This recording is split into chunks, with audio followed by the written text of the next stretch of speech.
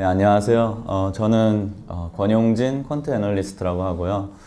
저는 뉴욕에서 현재 일을 하고 있고요. 현재는 이제 엔트로피 트레이딩 그룹이라는 저의 퀀트 트레이딩 회사를 설립을 해서 서울과 뉴욕 둘 다 지사를 설립해서 지금 양쪽에 모두 활동을 할 예정이고요.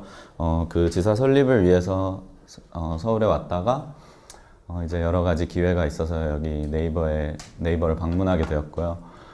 이렇게 좀 더 개발자 혹은 테크 베이스 백그라운드를 가지신 분이 많은 곳에서 이런 이야기를 하는 건 처음이에요. 그래서 좀 더 자세한 부분을 말씀드릴 수도 있고 또 뭐 그런 질문을 많이 받았으면 좋겠어요. 그래서 그런 기대를 하고 시작하겠습니다. 제 소개를 간단히 드리자면 저는 카네기 멜론에서 컴퓨터공학과를 전공하였고요. 원래는 개발자로 일을 하다가 좀 돈을 많이 벌고 싶어서 이제 월스트리트에 좀 기웃기웃하다 보니 이제 여러 가지 기회가 생겨서 초단타 퀀트 애널리스트로 일을 시작을 했고요. 그 다음에 이제 다양한 곳에서 일을 하다가 지금은 이제 엔트로피 트레이딩 그룹이라는 저의 초단타 매매 회사를 설립을 했고요. 지금 에셋 클래스는 사실 여러 가지를 다 보고 있는데 제 원래 주 전공은 FX, 즉 외환이고요. 처음에 일을 시작한 거는 옵션, 에퀴티 옵션, 주식 옵션들을 많이 했고 지금은 이제 주로 돈이 되는 원유나 이런 상품 거래나 요즘은 이제 암호화폐도 시도를 하고 있는데 조만간 이제 그런 연구에 대한 결과 발표도 몇 가지를 할 예정이고요. 지금 제가 몇 번 강연을 다니면서 그런 쪽에 제일 관심이 많으시더라고요. 그래서 아무래도 쉽게 또 접근할 수도 있고 워낙 뜨거운 감자다 보니 그리고 제가 이제 이런 여러 가지 기회를 갖게 된 계기가 이런 책을 쓰게 되었는데 혹시 책 읽어보신 분? 네. 이 책을 쓰게 된 계기는 제가 뉴욕에서 퀀트 애널리스트로 일을 할 때, 뭐 제가 여기저기 뭐 매체에서도 비슷한 얘기를 했는데, 이제 퀀트 단톡방이 있는데요. 거기에 이제 한국인들이 쭉 있는데, 한국인이 한 100명 정도 있어요. 근데 이제 그 중에서 실제로 트레이딩으로 돈을 버는 그 퀀트 트레이더라고 말하는 사람들은 한 20명 정도 되고요. 저희 회사 같은 경우에 제가 원래 다녔던 전 헤지펀드 같은 경우에는 이제 한국인이 한 3명 정도 있었어요. 근데 그 중에 한 분만 트레이더고 한 분은 이제 시스템 엔지니어셨는데, 그래서 제가 좀 이런 부분이 너무 한국에 와전되는 부분도 있고 아쉬운 부분도 많아서 이런 부분을 좀 더 알리고 싶어서 이런 책을 쓰게 되었고요. 그래서 주로 막 어려운 테크니컬한 개념보다는 좀 이게 어떤 일을 하는가, 초단타 매매가 무엇인가, 퀀트가 무엇인가 이런 쪽 위주로 이야기를 하게 되었습니다.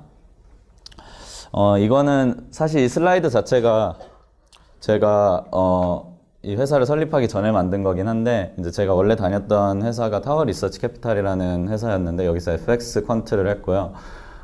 초단타 전문 회사다 보니까 분위기가 그 테크 스타트업이랑 굉장히 비슷해요. 그래서 전부 다 엔지니어고 트레이더도 엔지니어고 대부분 이제 모여서 아이디어 회의를 하고 알고리즘을 만들고 이제 실행을 시키고 뭐 이런 것들이 많았는데 그랬는데 이제 방금 저 타워 리서치에서 저희가 이제 한국인들 그 세 분이랑 여러 가지 이야기를 하게 되었어요.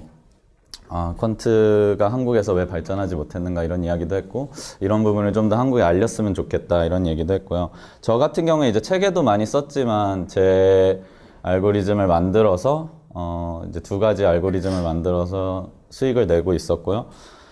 저희 이런 헤지펀드 같은 경우에는 수익을 낸 것의 몇 % 이렇게 가져가게 돼 있거든요. 그래서 주니어 때는 보통 15% 정도고 이제 시니어가 될수록 20%, 25%, 30%까지 올라갈 수도 있는데 이제 저 같은 경우에는 그래도 이제 중견급 레벨이라고 볼 수 있을 정도의 수익을 냈었고요. 뭐 어차피 회사 나왔으니까 좀 알려드리자면 한 보통 주니어가 회사에 100억 정도를, 10억 정도를 벌어와야 이제 안 잘려요. 그래서, 네, 그 정도가 되고, 이제 그 이상이 되면 될수록 이제 수익을 좀 더 낼 수 있고요. 이제 퀀트라는 개념에 대해서 이제 여러 가지를 오늘 알려드리고 싶은데, 어떤 부분이 더 관심 가시는지 모르겠어요. 이제 초단타 매매라는 부분이 있고 퀀트라는 부분이 있는데, 이제 사실 이 두 개가 좀 별개되는 부분이 있어요. 그 퀀트라는 것 자체는 어떠한 그 데이터를 수치화를 시켜서 의사결정에 도움을 준다. 즉 데이터 사이언스의 개념이 좀 더 많이 들어있고요. 그다음에 이제 초단타 매매는 의사결정을 어떤 식으로 하는지와 상관없이 이제 빠른 시간 내에 패턴을 찾아서 그것을 적용시킨다라는 개념이 있고, 제가 하는 부분은 사실 이거의 교집합이긴 한데 이 두 부분을 좀 더 확실하게 짚고 넘어가야 될 부분이 있어요. 그래서 퀀트에 대해서 많이 오해를 하는 부분이 이거는 무조건 이기는 패턴을 만들어서 실행을 시키면 무조건 돈을 번다. 뭐 이런 식으로 오해를 많이 하시는데 사실 그런 거는 아니고요. 이 세상에 있는 모든 것들이 확률로 이루어져 있어요. 뭐 아시겠지만 무조건적인 게 없고, 뭐 승률, 뭐 축구가 두 팀이 뭐 한국과 일본이 축구를 한다. 이랬을 때 누가 무조건 이긴다가 아니고 어디가 승률이 높다, 혹은 어디가 좀 우위에 있다, 이런 것들을 얘기를 하는데 이것을 확률로 계산을 해서 정확하게 최대한 예측을 하고 그 부분에 배팅을 하는 것 자체를 퀀트적인 접근이라고 많이 얘기를 해요. 그래서 사실 확률이기 때문에 항상 승리할 수가 없고, 결국에 뭐 10번을 트레이드를 했을 때 뭐 6번 성공할 수도 있고 7번 성공할 수도 있고, 뭐 이런 식으로 확률적인 접근이지만 이거를 최대한 정확한 확률을 계산해서 도입을 한다, 이런 것들이 이제 주요 개념이고요. 그 부분을 제가 여기다 설명을 했는데, 미래의 가격을 예측하는 것이 아니라 확률상 유리한 상황을 연구해서 반복된 같은 상황을 계속 만든다. 이것이 핵심이에요. 그래서 사실 로버 어드바이저나 퀀트 애널리스트 분들한테 너 패턴 무조건 찾을 수 있다면서 어떻게 돈을 버냐, 왜 또 돈을 잃었냐, 뭐 이런 식의 얘기를 많이 하기도 하는데, 그거는 이제 잘못된 접근이에요. 확률을 좀 더 계산을 하고 그거를 최대한 적용을 시킨다, 이게 개념이고요. 마찬가지로 돈을 자동으로 벌어다주는 프로그램이 아닌 의사결정 과정을 수치화했다, 이게 핵심이에요. 그래서 뭐 너 이제 돈 버는 프로그램 만들었으니까 맨날 놀러 다니겠네, 뭐 혹은 이제 뭐 이거 돌려놓고 이제 뭐 쉬어라, 뭐 이런 식으로 얘기를 많이 하는데, 사실 저도 그렇게 생각해서 이 바닥에 뛰어들었지만 대부분 이제 퀀트 분들이 이제 연구에 시간을 굉장히 많이 썼고요. 또 실제로 마켓 변화 자체가 FX 같은 경우에는 한 3개월에서 4개월 정도면은 패러미터가 많이 변해요. 그래서 이제 시간이 굉장히 오래 걸리고요.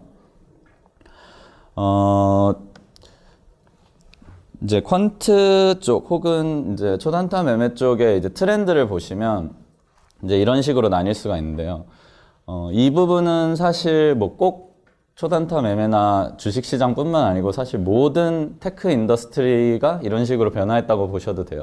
그래서 처음에는 손으로 하던 거를 전산화시키고, 그 다음에 그 전산화해서 모은 데이터를 모델로 만들고, 그 모델을 만들고 났더니 이제 고속화. 여기서 고속화는 사실 뭐 빅데이터랑 똑같은 말이죠. 이제 저희 손으로나 컴퓨터 한 대로 처리할 수 없는 그 이상의 데이터가 모이게 되고, 이를 이제 모델을 인간이 만들어주는 게 아닌 머신러닝이나 인공지능 기술을 이용해서 분석을 하게 되는 것이 트렌드이고요. 지금 이 부분은 사실 책에도 있는 내용이긴 한데 간략하게 짚고 넘어가자면, 기존에 이제 퀀트들이 돈을 벌었던 방식은 아까 말씀드린 그 퀀트의 발전하는 역사와 굉장히 유사해요. 그래서 처음에는 다른 거래소나 다른 나라끼리 다른 가격을 찾아서 돈을 버는 아비트라지를 먼저 시작을 했고요. 이 아비트라지 자체가 단순히 가격 차이가 있는지를 찾는 거를 넘어서서 이제 어떠한 지표가 도출이 되는 딜레이 같은 거를 찾는다던가, 혹은 이제 비슷한 관계를 가진 것들의 관계를 미리 파악을 해서 그거 사이에 있는 렉을 이용을 한다던가 뭐 이런 것들을 많이 이용을 할 수 있죠. 혹시 여기서 암호화폐 투자하시는 분 이거 쉽게 손을 못 드나요? 아, 네.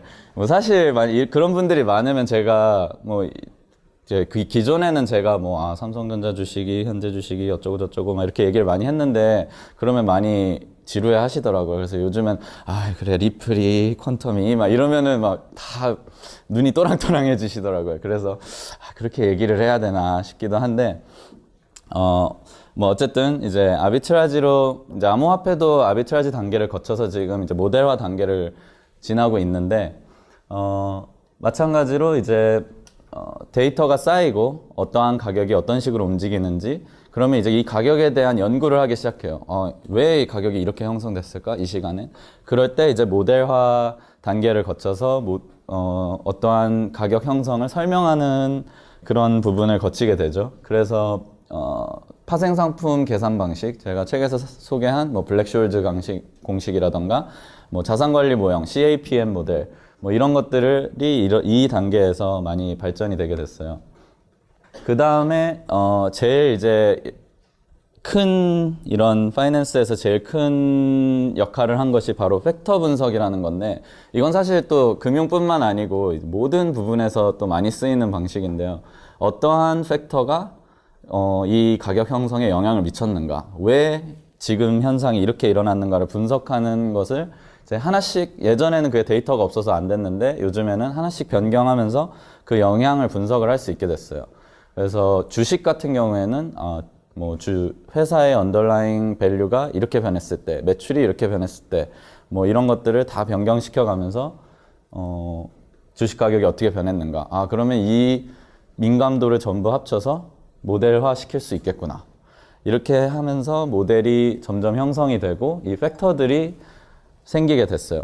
사실 이제 좋은 퀀트의 역량을 말할 때 혹은 좋은 뭐 모델을 만든다고 할 때는 이 팩터를 얼마나 특이하고 유니크하고 자기만의 팩터를 만들었는가, 혹은 남들과 똑같은 팩터를 썼는데 이거에 대한 통계적 분석이 좀 더 잘 돼 있다던가 데이터가 더 많았다, 이런 것들을 분석하는 고 잘 만든 회사가 이기고 잘 만든 퀀트가 더 이기는 그런 양상이었어요.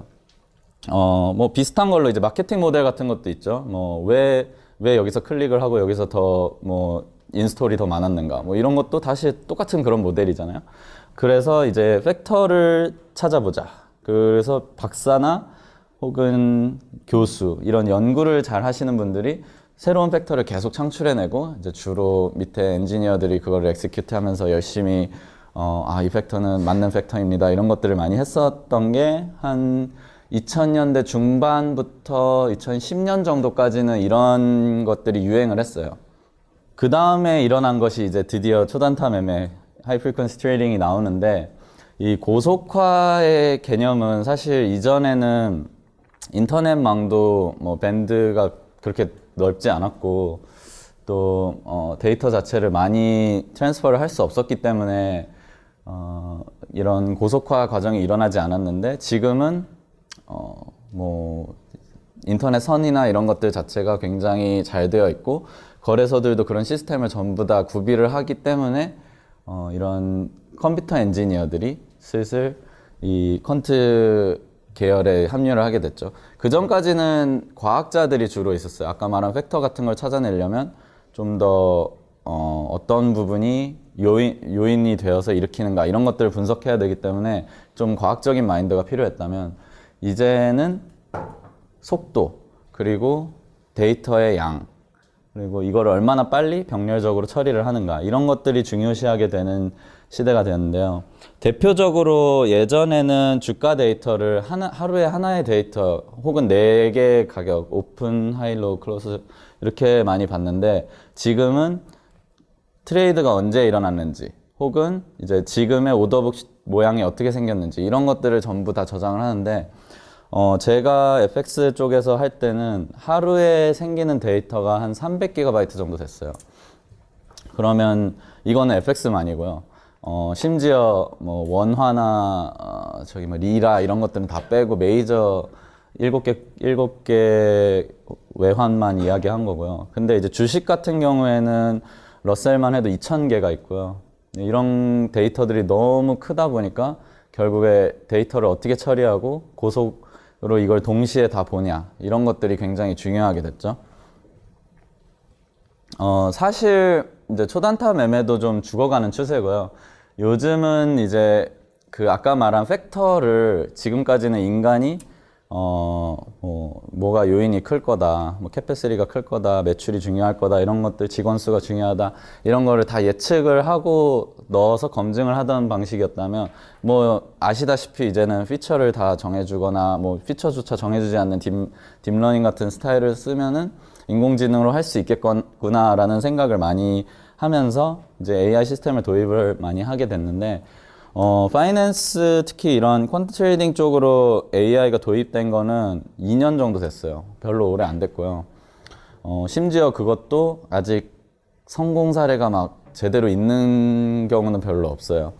그 이유는 제가 여기에 좀 적어놨는데, 사실 이 부분이 그 뉴욕에 계신 많은 AI 엔지니어 분들이 좌절을 한 부분이고, 한국에 계신 분들도 많이 도전을 하셨던 것 같은데, 이 주가 자체는 패턴이 없다로 많이 귀결이 되고 있어요. 도대체 머신러닝도 못 받아들일 정도면 얼마나 이게 복잡한 건가 이러면서, 현재까지는 AI로 주가 자체를 피처로 놓고, 혹은 거기에 이제 다양한 그 차트상에 뭐 거래량, 볼륨 등등을 피처로 놓고 러닝을 시켜봤는데, 이런 부분이 사실 어디까지가 히스토리가 정말 모델링하기에 맞는 부분인지도 아직 밝혀지지가 않았고요. 대부분 모델 자체가 예측력이 많이 떨어져요. 지금 뭐 54% 정도만 돼도 굉장히 좋은 모델이라고 하는데, 뭐 그거 자체도 실제 트레이드에서는 슬리피지가 많이 나서 뭐 크게 영향력이 있는 상태는 아니고요. 그래서 지금은 사실 주가를 예측하는 알고리즘, 그런 거 자체를 머신러닝이나 AI 기술을 이용해서 만드는 것 자체는 좀 그 유행을 약간 지났고요. 이제 그 부분을 그렇게 하지 말고, 이 머신러닝 기능 중에 뭐 유명한 기술도 있죠. NLP라던가 뭐 이미지 분석, 비정형 데이터 분석, 이런 부분들을 이용해서 아까 말한 팩터를 찾는데 좀 더 도움을 해보자. 지금까지 우리가 생각지 못했던 그런 팩터들을 한번 찾아보자. 이런 것들이 나왔어요. 제가 마찬가지로 책에서 언급한 부분이지만, 브릿지워터 같은 회사 같은 경우에는 뭐 월마트의 뭐 주차단 차 대수를 보고 그 월마트의 매출을 예측한다던가, 혹은 환경 오염 같은 거를 이제 지도나 공기 중에 여러 가지 지표들을 보고 이런 피처를 이용해서 알고리즘에 좀 더 도움이 된다던가, 이런 부분인데, 결국에 지금 현재 상황을 얘기해 드리자면, 이런 인공지능 기술을 내 도움을 받아서 인간이 여전히 연구를 거쳐서 퀀트 알고리즘을 만든다, 이런 식의 접근이 현재 주요한 포인트라고 보실 수 있어요. 그리고 혹은 이제 데이터 자체를 지금까지는 다양한 주가 위주 혹은 시장 위주의 데이터를 많이 이용했는데, 뭐 거래량, 뉴스, 매출, 뭐 그 실적 발표, 혹은 이제 요즘에 좀 도입한 게 검색어, 뭐 이런 것들인데, 이제 지금 이제 알터네이티브 데이터가 붐이어가지고 데이터 자체를 뭐 운송, 레저, 여행, 환경, 인공위성 지도, 그런 물류, 이런 것들의 데이터를 이제 이용해서 주가를 예측하는 피처로 또 이용을 해보자 라는 식의 접근이 많이 일어나고 있고, 그래서 현재는 이런 다양한 팩터를 만들어내는 거에 대한 약간 춘추전국 시대고요. 지금 현재 제일 핫한 매출을 올리고 있는 회사들은 이런 알터네이티브 데이터를 다루는 회사들이에요. 그래서 제가 이제 회사 다닐 때 받았던 이메일 중 하나가 도미노 피자에서 의 데이터를 가지고 있다. 너네는 도미노 피자가 얼마나 어디로 배달이 되고 뭐 무슨 피자를 먹었는지를 보면 뭐 채권 가격 예측이 된다. 뭐 이런 식으로 했는데 뭐 그거는 그쪽 사람들 얘기고요. 뭐 그거를 진짜로 그렇게 돈 버는 알고를 만드는 거 어쨌든 저희 역할이니까 뭐 그 사람들은 데이터만 팔면 된다. 뭐 이런 식인데요. 지금 결국에 이런 수많은 데이터, 쏟아지는 데이터에서 어떻게 하면 돈 버는 무언가로 만들 수 있는가, 이런 것들은 이제 계속 연구돼야 될 분야이죠. 뭐 강화학습 부분도 굉장히 핫한데 여전히 굉장히 어려운 부분이에요. 지금까지는 아까 말씀드렸듯이 이제 주가 자체를 설명하는 방식 혹은 어떠한 모델을 가지고 움직이는가, 이런 것들을 좀 더 설명하려는 추세였는데 이제는 도대체 이건 설명이 안 된다. 그냥 인간들 중에서도 스타 트레이더가 있지 않느냐, 얘네들이 어떤 식으로 하는지 얘네들의 좀 행동 기저를 배우는 스타일로 가보자, 이러면서 강화학습을 도입하고 많이 시도를 했는데 이것도 마찬가지로 아직까지는 어려움을 겪고 있어요. 마노즈 나랑이라는 아저씨가 굉장히 많이 시도를 하고 맨날 연구 결과도 발표를 하는데 주요 쟁점은 이거예요. 강화학습에서 결국 포인트는 보상을 어떻게 정의할 것이냐, 혹은 더 좋은 선택이라는 그 점수를 어떻게 매길 것이냐, 이런 부분인데 사실 이게 수익이 현실화되기 전까지는 보상이라는 거를 결정을 할 수가 없어요. 그래서 그런 부분에 이제 다양한 그 점수 체계를 만들려고 하는데 결국에 그거는 앞서 말씀드린 팩터 분석과 크게 다를 게 없거든요. 그래서 아직까지 이런 부분은 굉장히 어려운 부분이고, 또 수많은 학자들이 연구를 하고 있지만 되게 이런 얘기가 되게 많이 나오는데, 퀀트 시대 끝났다, 이제 돈 많이 못 번다는 사실이고요, 실제로. 근데 그렇지만 그렇다고 해서 이런 연구 분야가 죽었다라고 생각은 안 하는데, 왜냐하면 정말 무궁무진하게 아직도 그 분석이 되지 않은 데이터도 많이 있고, 그럼 지금 보시면 알겠지만 뭐 되게 기본적인 뉴럴 네트워크 같은 알고리즘을 써서도 크게 뭐 예측이 되는 게 없고, 그럼 이제 여기서 어떻게 하면은 이런 부분에 좀 더 도움이 될까, 이런 부분을 아직 연구할 필요가 있는 부분인 것 같아요. 그래서 많이 노력을 해야 될 부분이고, 결국에 이제 트렌드 자체는 아까 말씀드린 대로 이제 초단타를 넘어서서 인공지능화까지 가고 있지만, 지금 국내 시장이나 이런 부분은 아직도 초단타 매매의 레벨조차 되지 않았어요. 그 이유가 여러 가지가 있는데, 일단은 데이터 자체를 제대로 모은 곳이 잘 없고, 데이터를 모았다 하더라도 뭐 데이터를 만지시는 분들은 다 알겠지만 데이터에서 제일 중요한 거는 뭐 전처리, 정규화 등등등이 있는데, 이런 부분이 전혀 안 돼 있고, 이 금융사들, 증권사들이 이런 부분에 대해서 굉장히 보수적이에요.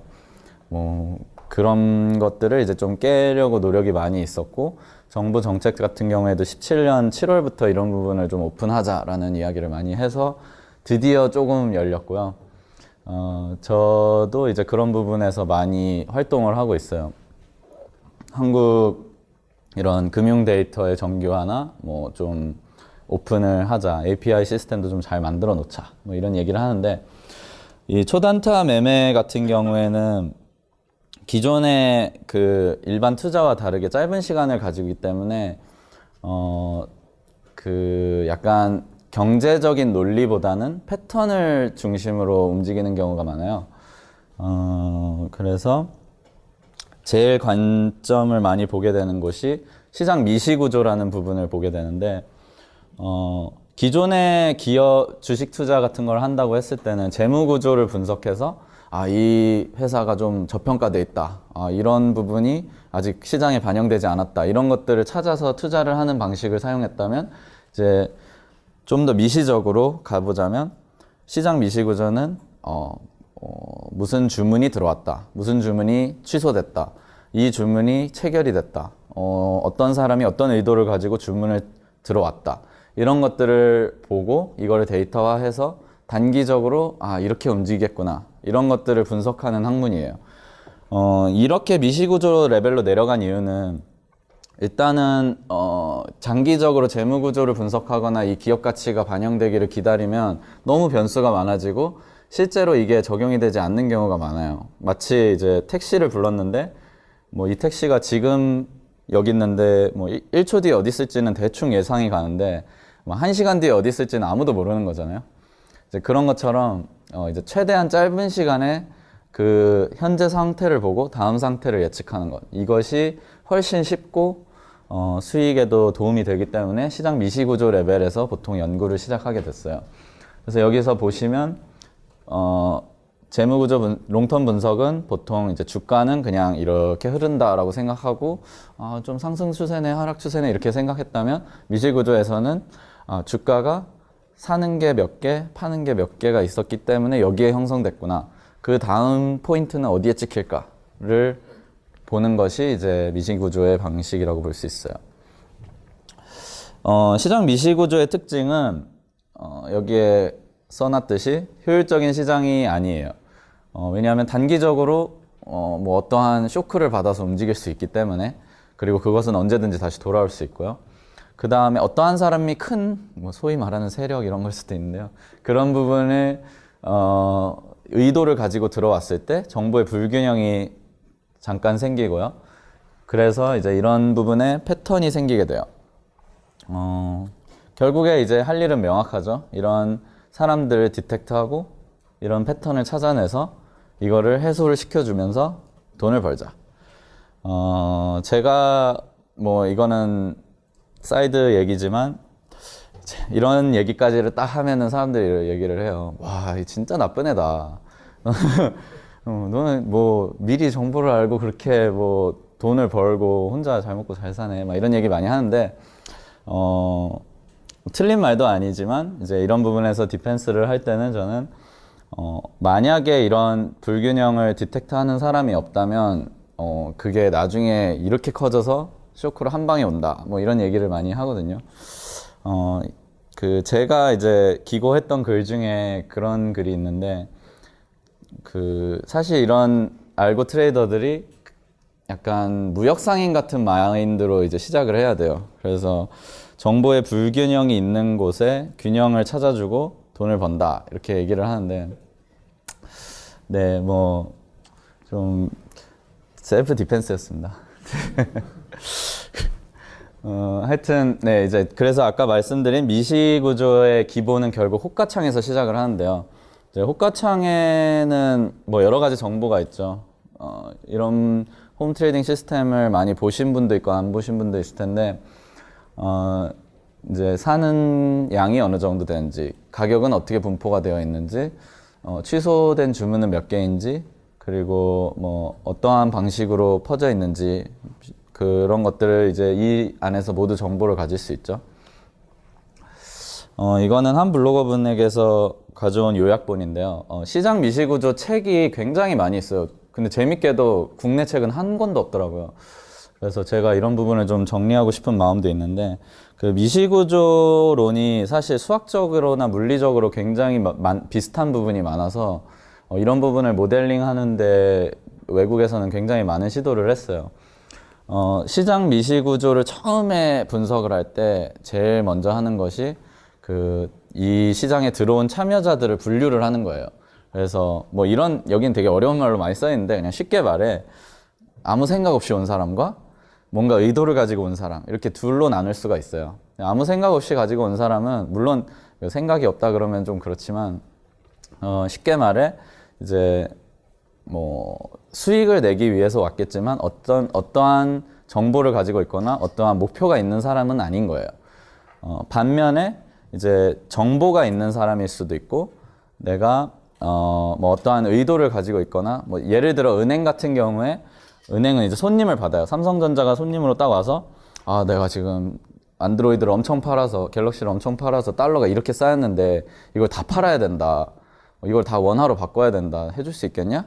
그러면 은행은 당연히 해줄 수 있어. 수수료 뭐 조금만 내. 이렇게 얘기를 하고 그러면 이제 이 은행의 역할은 달러를 원화로 바꿔야 돼요. 많이.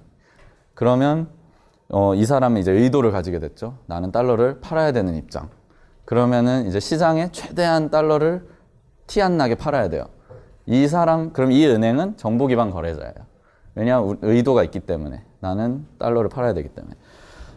마찬가지예요. 뭐 어떤 사람이 어떤 주식을 막 샀는데, 세트리온 주식을 막 샀는데 어디에 물렸어요. 난 이제 팔고 싶어요. 근데 이 가격엔 팔기 싫어요. 똑같이 그럼 이 사람도 팔아야 되는 의도를 가진 정보 기반 거래자예요. 비록 정보라는 게 없을 수 있지만 의도라는 걸 가지고 있기 때문에. 그래서 이 정보 기반 거래자는 특징이 무슨 일이 있어도 이 거래를 성사시켜야 돼요.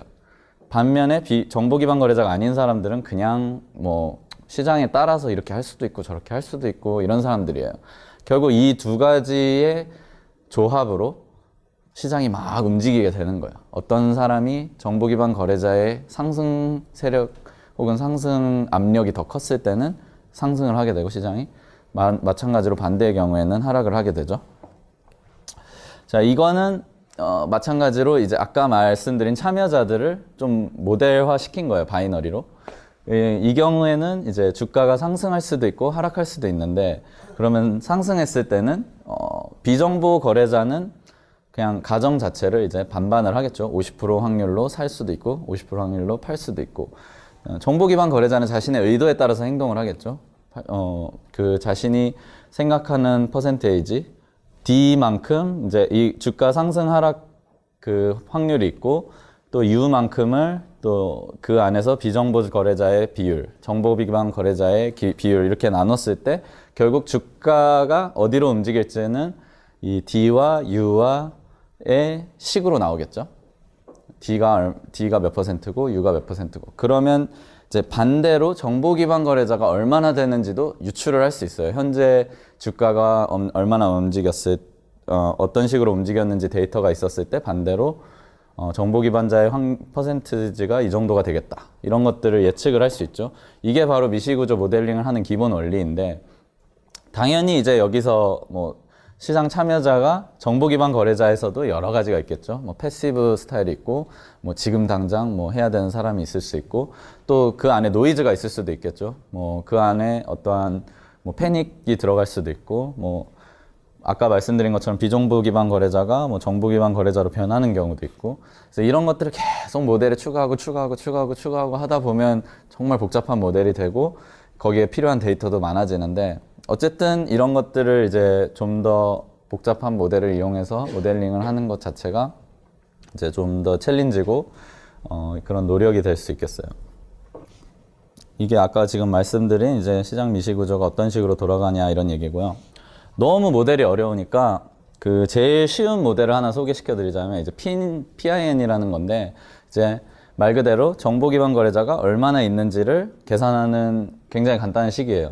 그래서 굉장히 쉬운 식인데, 전체 거래가 몇 개가 있었을 때 그 중에 매수 거래가 몇 %면 원래 비정보 기반 거래자가 꽉 차 있으면 당연히 50대 50으로 거래가 일어나야 되는데, 그렇지 않고 70%가 매수였다. 그 말은 이제 그 비율만큼 정보 기반 거래자가 있다고 가정을 하는 거예요.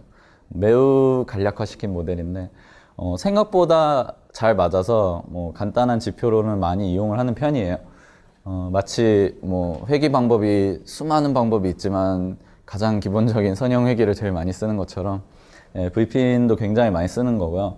이거 말고 이제 T핀도 있긴 한데 그거는 타임으로 자른 건데, 뭐 아시다시피 거래량이 적은 시간은 크게 의미가 있는 시간으로 보지 않기 때문에 일정 거래량마다 V핀을 계산하는 게 좀 더 확실한 방법이라고 많이들 업계에서는 이야기를 하고요. 여기에는 이제 V핀이 실제로 사용된 데이터를 제가 가져와 봤는데요. 이 경우에는 이제 300개의 거래당 어떤 식으로 V핀이 이루어져 있는지를 보고, 그 다음에 위에는 밑에는 V핀 차트고요. 위에는 그 주가의 차트인데 코스피 200 지수 선물 그 차트인데요. 지금 보시면 알겠지만 결국에 V핀이 높을수록 혹은 낮을수록 주가의 방향성을 가지게 돼요. 왜냐하면 정보 기반 거래자가 많다는 것 자체가 어떠한 잠시 동안 그쪽으로 압력을 받을 확률이 높은 거죠. 여기서 보시면은 예를 들어 저기에 뭐 45쯤에 있는 그 V핀이 45 정도를 지나갈 때를 보시면 이제 막 하락하는 차트를 볼 수 있죠. 그 말은 결국 인폼드 트레이더가 그만큼 많이 있어서 가격이 움직였다, 이런 얘기를 할 수가 있어요. 이 전략 같은 경우엔 제가 V핀을 제가 만든 최초의 전략이었어요. 그 회사를 입사하고 한 6개월 후에 만든 건데, 그 당시에 이제 유럽에 제가 유럽장을 많이 보고 있었어요. 그래서 유로스탁스 50이라는 게 지금 여기 코스피 200 같은 것처럼 50개 유럽의 최고의 회사들을 모은 인덱스인데, 이거의 선물의 가격을 V핀으로 한번 유출을 해보자, 단기간으로. 그렇게 해서 V핀을 200개의 거래로 잡고 그 다음에 V핀을 쭉 500개를 해놔서 이거를 선형회기로 계산을 하고 여기 말씀 써놓은 것처럼 이제 기울기가 만약에 양이면, 그리고 V핀이 어느 정도 있으면, 기울기가 양인 경우에는 V핀이 상승한다는 뜻인데, 사실 V핀이 상승 추세라고 해서 가격이 상승한다는 보장은 없기 때문에, 이제 기울기가 어느 정도 양이고 V핀이 의미 있는 수치가 되었을 때 한번 매수를 해보자, 이런 식으로 백테스트를 해봤더니 잘 돼서 이제 그거를 실제로 만들어 보기 시작했죠. 사실 이게 뭐 제가 처음 입사한 2012년쯤에 했던 거니까 크게 지금도 된다는 보장은 없어요. 그래서 뭐 너무 열심히 쓰실 필요는 없고 근데 이제 기본 개념은 그렇다는 거예요. 결국에 정보 기반 거래자 자체가 의미가 있다, 그리고 이거는 하나의 피처로 사용할 수 있는 부분이다 라는 것을 저는 말씀드리고 싶었어요. 초단타 매매 꽃이라고 불리는 것이 마켓 메이킹 전략인데, 그 이유는 마켓 메이킹 전략이라는 것 자체가 이제 사는 주문과 파는 주문을 동시에 걸어서 단기적인 수익을 확실하게 내는 방법인데요. 뭐 제가 뭐 무역 사인 전략이라고 많이 소개를 하는데, 이제 현재 트레이드된 가격보다 약간 싼 가격에 사고 약간 비싼 가격에 팔면 계속 이제 중개상인 역할을 하면서 돈을 많이 벌지 않겠느냐. 이 전략 자체가 유행을 했던 이유는 2008년부터인데요. 2008년 전에는 그냥 뭘 사도 다 올랐어요. 그래서 뭐 별로 사람들이 관심이 없었는데, 그 이후로 이제 하락장에서도 돈을 버는 방법을 연구를 많이 하기 시작했고, 하락을 할 때도 돈을 벌 수 있는 방법은 결국 포지션을 가지지 않고 계속 짧은 시간 동안 그 단기적인 노이즈를 이용을 해보자 라는 게 돼서 이제 매수 매도를 동시에 거는 마켓 메이킹 전략을 이용이 됐고요. 사실 이제 처음에는 그런 무역 상인 스타일로 돈을 벌자라는 걸로 마켓 메이킹이 시작을 했는데, 이제 그 이후에 초단타 매매가 발전을 하면서 마켓 메이킹이 더 뜬 이유는 리스크를 제한하는 방식을 제시를 했기 때문인데요. 어떠한 방금 말한 V핀 전략 같은 게 상승 추세다 이렇게 얘기를 했을 때 그냥 무작정 매수를 해놓고 가만히 냅두면 그 리스크 제한이 제대로 걸리지가 않는데, 이제 사고 어느 정도 청산 전략을 미리 만들어 놨다라는 의미로 동시에 걸어 놓고 시작을 한다면 그런 것들이 이제 좀 더 쉽게 해결이 되는 부분이고, 또 전략 자체를 디자인하는 데도 훨씬 쉽기 때문에 지금은 이제 마켓 메이킹 전략을 하는 회사입니다 라고 해서 진짜로 그냥 노이즈만 먹는 회사인 경우는 잘 없어요. 말로만 하면 조금 어려울 수 있는데, 이런 경우를 보면 이제 사실 상승 추세죠. 이럴 때는 그냥 매수를 하고 가만히 기다리는 게 맞다고 막 사람들이 막 얘기를 할 테지만, 이제 마켓 메이킹 전략을 가진 사람들은 이제 이렇게 떨어질 때도 이런 경우에 매수를 걸어놓고 여기에 매도를 걸어놓고 여기 또 매수를 걸고 매도를 걸어놓고 이렇게 해서 조금씩 올라가는 장안에서도 계속 스프레드를 먹는 식으로 가요. 그러면은 이게 뭐 말이 쉽지, 언제 올라가고 언제 떨어지는지 어떻게 아냐 이렇게 얘기를 많이 하는데, 결국에 두 가지예요. 단기적인 움직임을 정의하는 모델 혹은 알파, 그거는 이제 제가 말씀드린 가장 간단한 알파가 방금 V핀이었죠. 근데 이 부분은 뭐 사실 뭐 사람들이 더 여러 가지 방법으로 만들 수 있는 거고, 그 다음에 할 수 있는 것이 이제 어차피 일정량의 변동성이 있기 때문에 계속 매수 매도가 체결이 되면서 돈은 버는데, 그럼 결국에 최악의 상황을 어떻게 피하느냐. 마켓 메이킹 전략 같은 경우에는 어느 정도 변동성을 가지고 계속 움직이면 돈을 계속 벌어요. 너무 해피해요, 그럴 땐. 근데 이제 계속 이렇게 벌다가 이제 빡 엄청나게 상승을 했어요. 그런 경우에 마켓 메이킹은 항상 카운터 포지션이기 때문에 매도 상태에 걸려 있어요. 그럼 돈을 엄청 잃죠. 반대의 경우도 마찬가지예요. 이렇게 떨어질 때는 매수 상태로 이렇게 여기서 걸려 있는데 계속 떨어지면 이제 계속 그게 손실로 인식이 되겠죠. 결국에 이렇게 벌다가 엄청 잃고 다시 이렇게 벌다가 엄청 잃고 이거를 반복하는데, 그럼 결국에 이 부분을 얼마만큼 방어를 할 수 있느냐, 이런 것들이 결국에 이 마켓 메이킹 전략의 그 도전들이에요. 이 시간 관계상 간단하게만 설명드릴 텐데, 이제 마켓 메이킹 전략을 구성하는 방법은 뭐 여러 단계가 있어요. 근데 가장 쉬운 거는 결국에 매수 매도, 뭐 예를 들어 어떤 주식이 10,000원에 지금 체결이 됐으면 뭐 9,000원에 사고 11,000원에 팔자, 이렇게 해놓고 가만히 냅둬서 두 개 다 체결이 되면 2,000원을 벌죠. 이런 게 이제 기본 마켓 메이킹 전략이에요. 매우 쉽고 매우 돈을 못 벌죠. 그럼에도 불구하고 제가 이거는 그 이민희 마켓 메이킹 전략을 좀 날짜 같은 게 잘 안 써져 있는데, 제 기억엔 이게 15년 3월 데이터인가로 그냥 최근 체결 가격에서 두 틱 밑에 두 틱 위에 이렇게 해놓고 쭉 돌렸을 때 이제 하루 수익이에요. 뭐 이렇게만 돌렸는데도 돈이 벌리긴 벌려요. 어떻게 될지 모르지만 이 안 좋은 날에는 이런 상황에서 이제 다양한 그 피처를 계속 애드를 하는 거예요. 이제 제일 쉬운 것들이 이제 재고 관리를 추가하는 거예요. 아까 말씀드린 대로 한 방향으로 계속 움직였을 때 매수 상태로 너무 오랫동안 있었다. 그러면 좀 할인을 해서 팔자. 혹은 그런 지금 나의 포지션과 혹은 재고가 지금 현재 마켓 트렌드와 별로 맞지 않는다. 그러면 청산을 하자. 이런 것들을 계속 추가를 하면 훨씬 더 간단하지만 강력한 마켓 메이킹 전략이 되고요. 제일 쉬운 그런 방법은 포지션에 따라서 그 스프레드 자체를 바꿔주는 거예요. 무슨 말이냐면 아까 여기서 봤을 때 지금 두 틱인데 매수 포지션이 생길 때마다 거기에 웨이트를 줘서 더 세 틱 밑으로 내리고 네 틱 밑으로 내리고 매도 틱은 그대로 두는 거예요.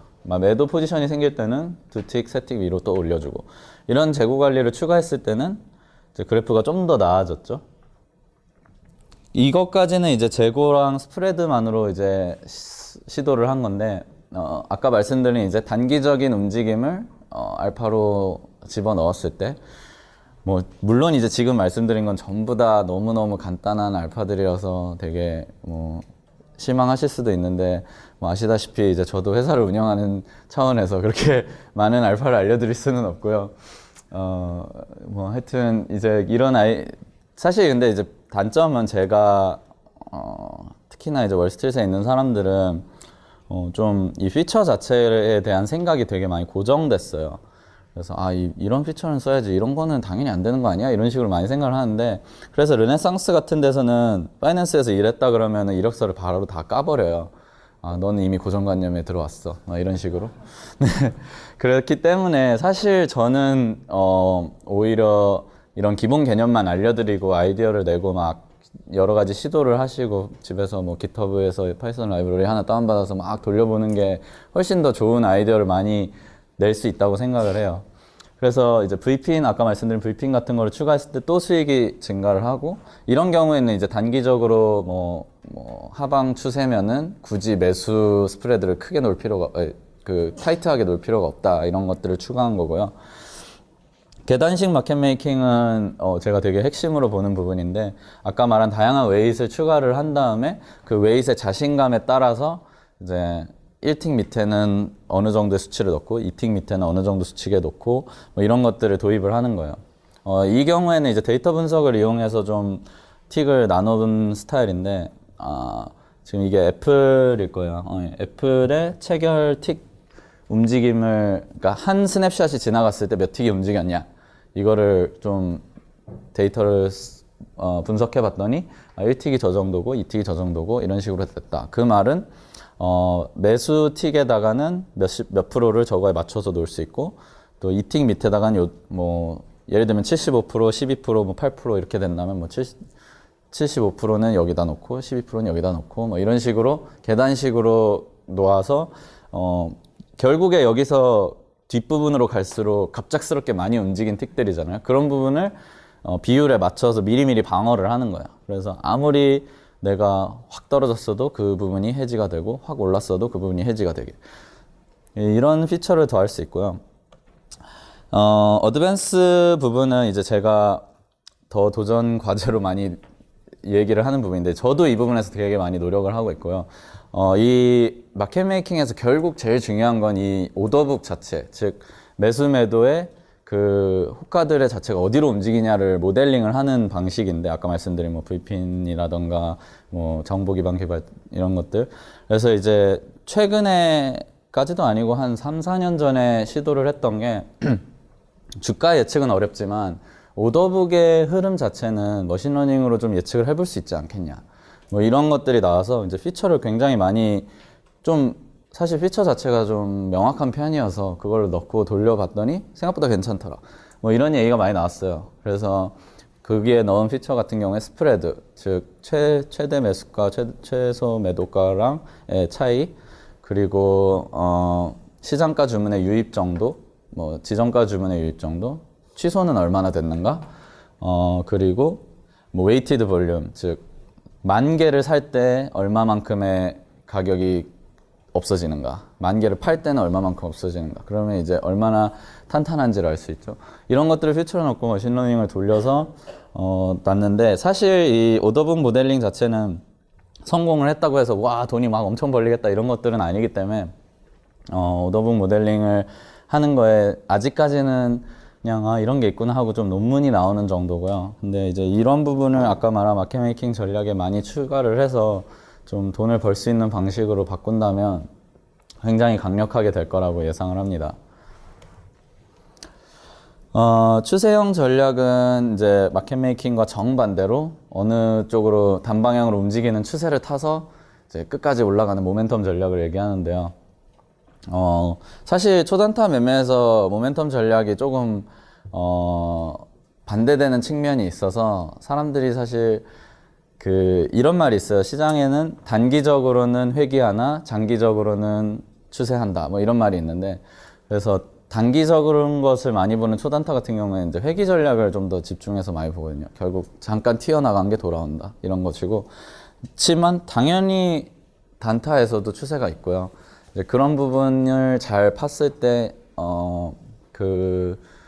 방금 말씀드린 그런 회귀형 전략을 당연히 보완하는 부분이 될 수 있고, 문제는 이제 추세형 전략을 썼을 때는 추세가를 디텍트를 못했을 경우에 계속 돈을 잃거든요. 보통은 스프레드를 건너서 수수료를 내면서 포지션에 들어가기 때문에 그럼 계속 마이너스 100 뭐 이렇게 한 번씩만 수익이 나기 때문에 리스크 관리 측면에서 그렇게 좋은 전략이 아니라고 해서 많이 폐기를 하고, 반대로 말하자면 아직까지 기관들이 그렇게 많이 시도를 안 하는 스타일의 전략이에요. 그래서 초단타 매매 추세 전략은 보통 이제 스캘핑 같은 걸 많이 하는데, 여기도 제가 간단한 전략을 하나 가져왔어요. 여기 보면 뭐 저희가 테크니컬 인디케이터로 많이 말하는 이평선이라던가 뭐 이런 것들을 넣어서 V핀도 또 넣고, 청산 전략은 이제 어느 정도 수익이 나고 떨어졌을 때 청산을 합시다. 그 말인즉슨 지금 이동평균선은 굉장히 쉬운 개념이니까 결국 짧은 시간에 지금 상승하는 추세면 일단 사봐라. 뭐 이런 굉장히 간단한 전략인데, 여기 보시면 이제 이 알고가 어떻게 작동을 했는지를 좀 잘 설명해 주셨어요. 제가 이거를 퍼온 블로그가 아마추어 컨트라는 블로거신데, 제가 봤을 때 한국에서 유일한 이 미시구조를 연구하시는 고수분이세요. 그래서 저도 많이 참고를 하고 있는 편이고, 그래서 이렇게 보시면 지금 스캘핑 전략 같은 것들이 어디서 매수를 했고 어디서 청산을 했고 이런 것들이 나와요. 물론 여기 있는 수익을 다 믿으시면 안 되는 게, 스캘핑 전략의 수수료는 어마어마하기 때문에 그런 부분에 대해서 좀 더 해결책을 가지고 이제 주로 하는 방법은 마켓 메이킹 전략 자체가 사실 선물 같은 경우에는 마켓 메이킹을 하면 좀 그 리베이트라는 걸 주기 때문에 수수료를 많이 아낄 수 있고 거기서 아껴진 수수료를 다시 추세형에다가 해서 복합 전략으로 업그레이드를 하는 경우가 많아요. 그래서 일반적으로 스캘핑이 그냥 된다고 해서 막 돌려버리면은 이제 수수료 폭탄을 맞게 되죠. 이벤트 드리븐 같은 경우에는 굉장히 좀 다른 방식인데 아까 말씀드린 이제 추세형이나 마켓 메이킹 둘 다 이제 시장 중심 전략이었다면 이제 이벤트 드리븐은 말 그대로 뉴스, 뭐 이벤트들을 그 역사적인 부분들을 분석을 해서 이런 경우에 단기적으로 이런 식의 이펙트가 있더라 하는 건데 이 부분도 사실 좀 어려운 전략인 게 이벤트 자체가 같은 이벤트가 없기 때문에 데이터 포인트가 좀 적고 이펙트도 매번 달라서 알 수가 없지만 이제 외환 같은 경우에는 제가 많이 했던 방식이 주기적으로 뭐 정부 발표가 있기 때문에 그 정부 발표마다의 패턴을 좀 분석을 해서 보통 발표 1분 전에는 이런 이펙트가 있고 오더북 자체가 좀 모양이 좀 다르게 변하고 제가 했던 것 중에 제일 쉬웠던 거가 지금 여기 써 있군요. 그 정부가 무슨 정책을 발표할 때 정부 자신이 어딘가에 막 호가를 넣어놔요. 자기가 미리 알고. 좀 나쁜 애들인 것 같아요. 그래서 그런 것들을 좀 미리 찾을 수가 있어요. 잘 보면. 그러면 이제 그런 것들과 비슷한 포지션을 간다던가 혹은 꼭 그게 정부가 아닐 수도 있지만 그런 어떠한 알파로 보고 이제 좀 이펙트를 계산을 해본다던가 이런 것들을 이제 이용할 수 있죠.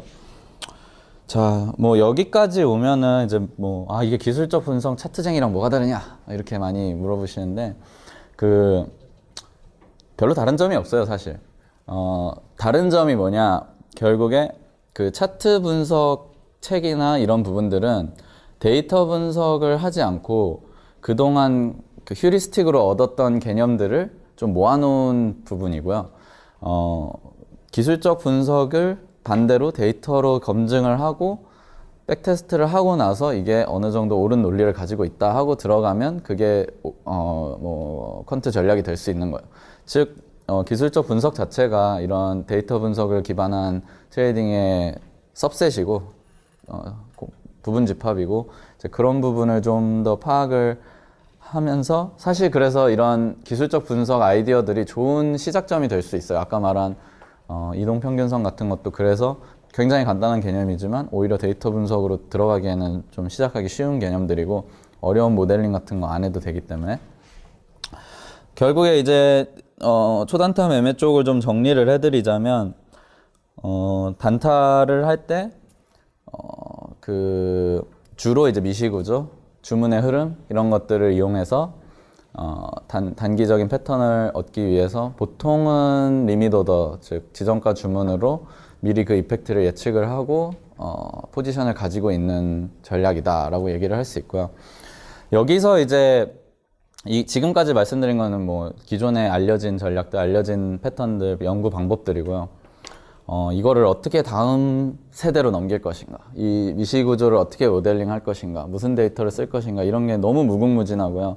최근에 뭐 오더북 모델링에 심지어 뭐 트럼프의 트위터를 추가한 경우도 있고, 네, 뭐 그런 것들 다 피처로 열심히 추가를 하되 뭐 기계학습 같은 거 공부하신 분들은 알겠지만 이제 오캄의 면도날이라고 이제 괜히 피처만 엄청 애드해놓고 말도 안 되는 모델이 나오는 거를 최대한 줄이면서 어떻게 하면 이 중에 주요 요인만 찾아서 실제로 워킹하는 모델을 만들까, 이런 것들이 좀 주요 쟁점인 것 같아요. 그래서 피처가 어디가 정답이 있는 게 아니고 뭐 현대 사회가 그렇지만 그런 부분을 좀 연구를 하는 방식을 추구하셨으면 좋겠어요. 뭐 물론 이런 쪽에 관심 있으신 분이시면. 미시구조 책들이 이렇게 있는데 다 너무 어려워요, 사실. 그래서 너무 자세히 읽으실 필요는 없다고 생각하고, 뭐 혹시 관심 있으신 분들은 모델이 어떻게 형성되는지, 아까 말한 정보 기반자 디텍트하고 이런 모델들이 많이 있고, 사실 이런 미시구조 부분은 좀 반대로 써져 있어요. 알고리즘 트레이더가 어떻게 돈을 벌까라기보다 기관 투자자들이 어떻게 하면 안 들키고 아까 말한 그런 그 의도를 숨기고 거래를 할까 이런 쪽에 좀 초점이 맞춰서 돼 있는데 뭐 사실 반대로 생각하면 그것만 알아내면 또 반대로 돈을 벌 수 있죠. 그래서 이제 주로 계산하는 게 거래 비용 분석. 그 비용이라는 게 수수료를 말하는 게 아니고 내가 뭐 10,000불을 환전을 할 때 드는 비용, 10만 불을 들 때 환전할 때 비용, 1조를 환전할 때 비용이 지수적으로 늘어난다. 이거를 어떻게 하면 해결할 수 있을까? 이런 것들을 좀 분석한 책들이고요.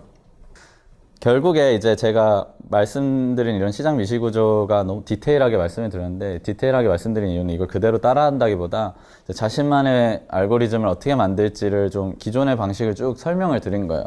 그래서 이제 어떠한 이런 알고를 만들고 싶은데 어떻게 시작할지 모르겠다 이런 분들은 이제 제가 이제 아이디어를 드리는 방법이 제가 하는 방식이랑 완전히 똑같아요.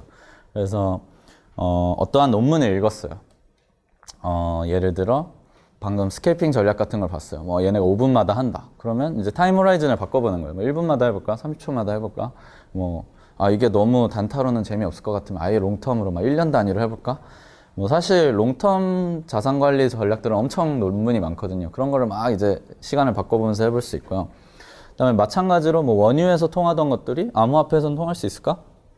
이런 것들을 이용하면 실제로 암호화폐가 현재 움직임이 그 상품 시장이랑 굉장히 비슷하거든요. 금, 철광석, 밀, 옥수수 등등. 크게 다를 게 없다고 생각하고요, 저도. 그래서 그런 부분의 전략을 이렇게 CTA 전략이라고 해서 모멘텀을 일부러 엄청 주는 그런 그 상품 헤지 펀드들이 많이 하는 전략들이 있어요.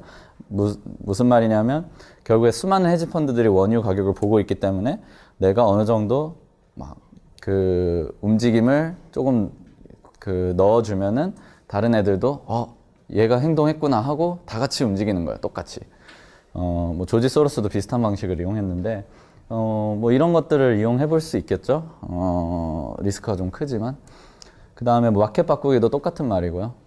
그 다음에 패러미터 바꾸기도 마찬가지로 이제 아까 말씀드린 스캘핑을 200개 단위로 했을 때 300개 단위, 400개 단위 이런 식으로 바꿔보는 것도 좋은 아이디어가 될 수 있어요.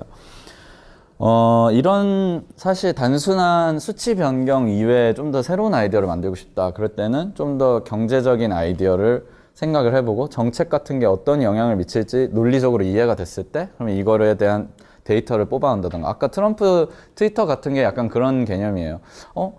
트럼프가 무슨 말을 트윗할 때마다 마켓이 술렁인다. 이거 어떻게 데이터화 시키면 뭔가 있을 것 같은데? 이런 식으로 할 수도 있고, 구글 검색 데이터, 네이버 검색 데이터 이런 것들 보고 뭔가 포지션을 취할 수도 있겠죠. 내가 봤을 때 이 상품이 움직일 때 다른 것도 같이 많이 움직이더라. 둘이 뭔가 관계가 있다, 분명히. 이런 것들도 리서치를 통해서 시작할 수 있고요. 팩터도 마찬가지예요. 지금까지 사람들이 이게 팩터라고 했는데 나는 그렇게 생각 안 하고 이게 더 영향을 많이 끼친다고 생각한다. 이런 것들도 결국에 좋은 아이디어 수립 방법이 되겠죠. 손 트레이딩을 많이 하신 분들도 사실 콘트로도 되게 많이 성공을 해요. 왜냐하면 결국에 경험적으로 얻는 것들이 많거든요. 대표적인 게 이제 시간 트레이드인데 주식 같은 경우에는 개장, 점심시간, 그리고 그 폐장 전에가 제일 가격 변동이 심한 거는 너무 당연한데 꼭 폐장 전에 가격이 엄청 올라요. 한 30초 전에. 그 이유가 이제 기관 투자자들이 아까 말했듯이 누가 이거 사달라, 누가 환전해달라 이렇게 부탁을 받아서 돈을 많이 벌기 위해서 최저 가격이 되기를 막 이렇게 기다렸는데 폐장이 되기까지 내가 원하는 가격이 안 나왔어요. 그러면 어떡하겠어요. 빨리 사야지. 그래서 막 올라요. 그런 것들을 경험적으로 알고 있으면 당연히 이것도 패턴화를 시킬 수 있겠죠. 이런 경험에서 얻는 것도 굉장히 중요하고요. 그래서 사실 막 손 트레이딩을 해봤다 그러면 콘트 좀 그런 분들은 막 되게 이상하게 쳐다보는데 실제로 제가 있었던 타워에서 한국인 트레이더 한 분은 돈을 진짜 많이 벌었거든요. 뉴저지에 아파트 3개를 위아래로 사서 3층 집으로 만들었는데 그리고 가운데 폭포를 놨어요. 그래서 너무 부러운데 하여튼 그분 같은 경우에는 손 트레이드만 한 4, 5년을 하다가 이거를 좀 내가 더 이상 이렇게는 못 살겠다, 머리 빠지겠다 해가지고 콘트로 넘어왔다가 이제 그렇게 대박이 나신 케이스예요. 그래서 경험도 굉장히 중요하다 생각을 하고요.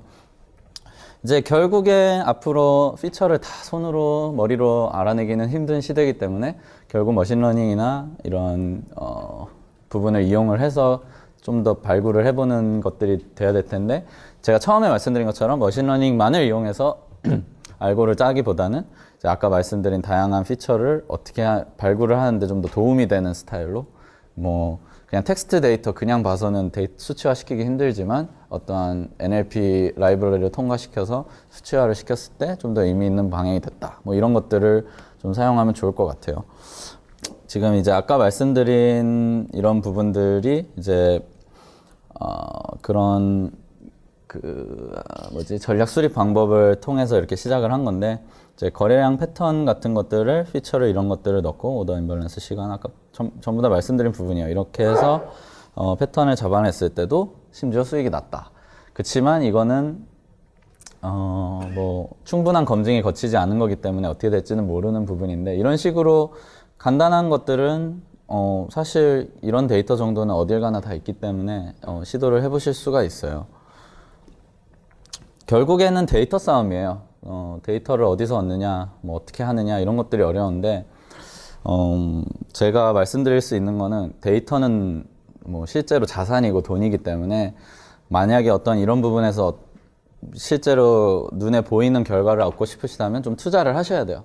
그래서 자신만의 레코딩 방법을 찾든, 뭐 AWS를 쓰시든, 혹은 제일 쉬운, 일반인이 할 수 있는 제일 쉬운 방법은 뭐 50만 원, 100만 원을 써서라도 이제 데이터를 좀 사는 거예요. 뭐 아까울 수도 있지만, 결국에 이거를 저처럼 이제, 제가 사실 회사 다닐 때 뭐 80%를 회사가 가져가니까 너무 아까워서, 데이터 이거 좀 준다고 이렇게만 이때가? 이러면서 이제 시작을 해봤더니, 싼 거였구나. 이렇게 많이 생각을 하는데.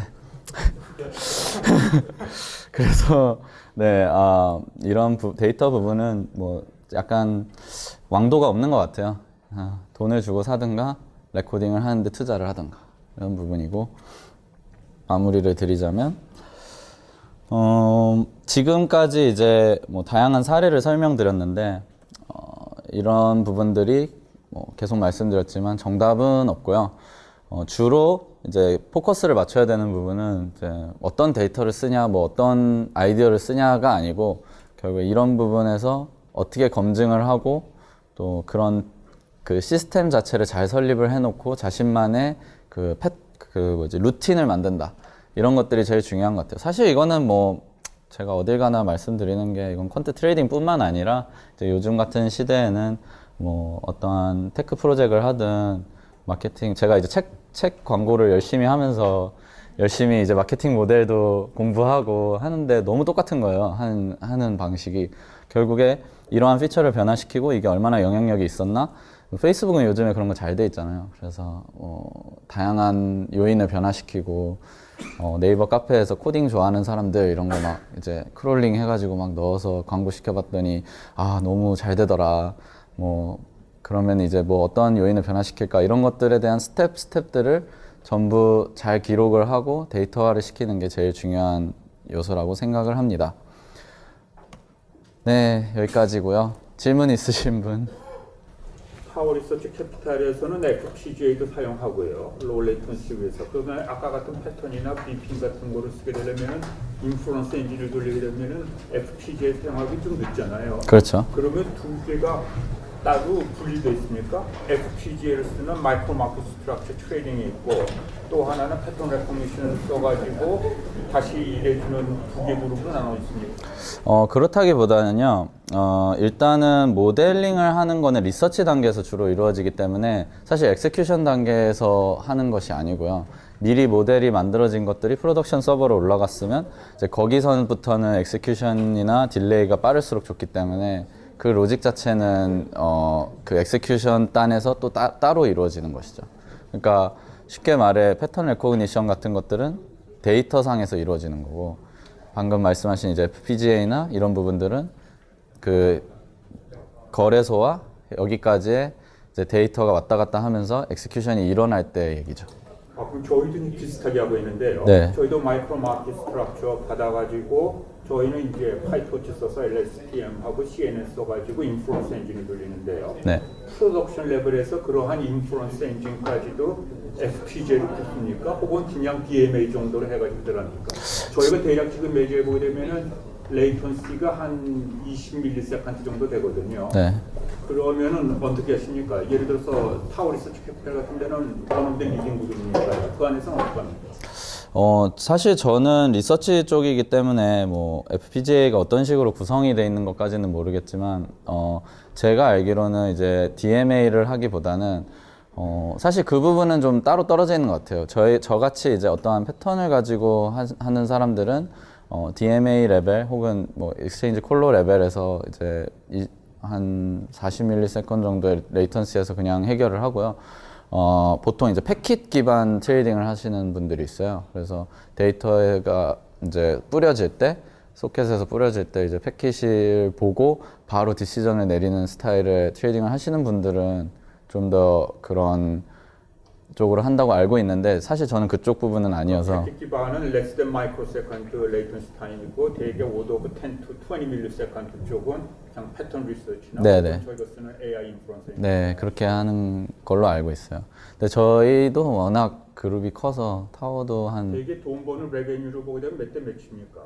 물론 이쪽이 지금 네, 그것까지는 저도. 되고 있다는 건 알려져 있고요. 네. 그래서 저희가 생각했을 때는 미디엄 프리퀀시 트레이딩 해가지고 AI 플러스 HFT가 가장 지금 그 로우 행잉 프루트잖아요. 네, 맞아요. 쉽게 일하고 그 다음에 밀리세컨드 오더 정도 프리딕션 하게 되게 되면 쉽고 그 다음에 밀리세컨드 프리딕션 하는 건 굉장히 쉬운 잡이고요. 지금 네 대부분 이제 투시그마나 시타델이나 AQR 같은 곳들은 이제 주로 하는 방법이 아까 말씀하신 대로 미디엄 프리퀀시 알고나 리서치를 기반으로 알파를 제너레이트하고 그 다음에 아예 그 밀리세컨드 레벨은 또 따로 그 엑세큐션 팀처럼 운영을 하되 내부적인 알파가 있는 스타일 이런 식으로 많이 운영을 해요. 그래서 아예 포트폴리오 자체가 다른 거죠. 그냥 여기서 만약에 뭐 미디엄 레벨로 뭐 이 정도의 디렉션을 가지고 있다 했을 때 여기서 거기까지 이제 알파만 만들고 엑세큐션은 너네가 알아서 해라. 그러면 이제 그 알파 강도만 딱 이렇게 넘겨주면요. 이제 여기서는 이제 주어진 그런 것들을 목표를 포트폴리오를 그 엑세큐트 하기 위해서 다양한 방법을 사용하는데 그게 뭐 FPGA 방식이 될 수도 있고 패킷 뭐 이런 것들이 될 수도 있는데 이제 저는 엑세큐션 부분은 잘 몰라요. 예.